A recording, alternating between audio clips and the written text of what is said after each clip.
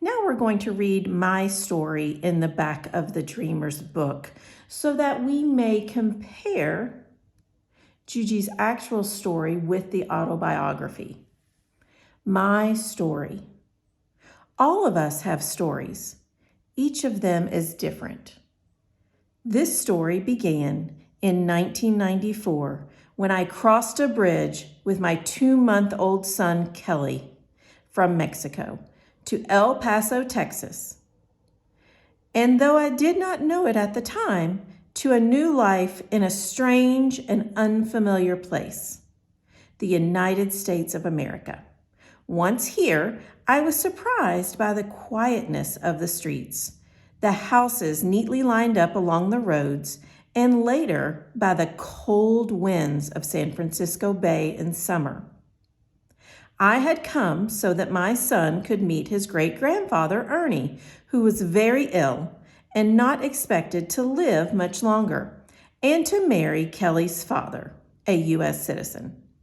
I wanted to return to Mexico soon afterward, but was shocked to learn that because of U.S. immigration rules and my new status as a permanent resident, I was now expected to remain in the United States. I had become an immigrant, but could I possibly call this new place my home? Like most immigrants, I missed things that felt familiar. My family, the food, my friends, my job as a swimming coach, and my ability to communicate, to understand and be understood. In this new place where I did not speak the language, it was as if no one seemed to notice I existed, as if my words and actions didn't count. In those first days, I constantly wondered if I would ever find a place where I felt valued. Then one day, Kelly's grandmother brought us to a building that would change our lives forever. We discovered the public library, and it was spectacular. I had never been in a place where you could just take books from the shelves without asking and without being scolded for taking them. And there were picture books, something I had not encountered before. I could not believe how beautiful and sturdy they were. And then, when I opened them, I was amazed at the power of their illustrations. Even though I could understand very few of the words, I realized that I could understand the story through those images. A realization that would come to inspire me later on. I began bringing Kelly there almost every day. And although at first it was difficult for a little baby to stay longer than a few minutes, eventually we were able to spend entire afternoons looking at picture books, often only leaving when we were told the library was closing. We were at home.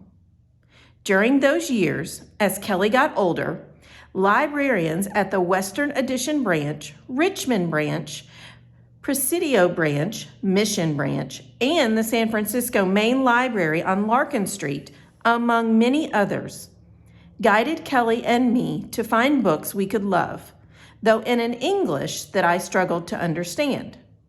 One day, when Kelly was not yet 2 years old, Nancy Jackson, the children's librarian at the Western Addition Branch, handed him his own library card. I was in awe. We could now take home a stroller brimming with books.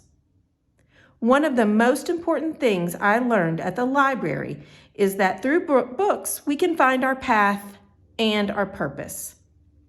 I also learned that I love to tell stories and that I could tell them through books. I studied the books I admired so much and became determined to make my own. My first efforts were very simple and very crude, made by hand and bound with ribbons and filled with my own stories and drawings. I was so proud of those books. Kelly was not a dreamer in the way the word is used today. to refer to young, undocumented immigrants who were brought to the United States as children and who have lived and gone to school here and know no other country than this one as their own. Kelly and I were dreamers in the sense that all immigrants, regardless of our status, are dreamers. We enter a new country carried by hopes and dreams, and carrying our own special gifts to build a better future. Now, I have told you my story. What's yours?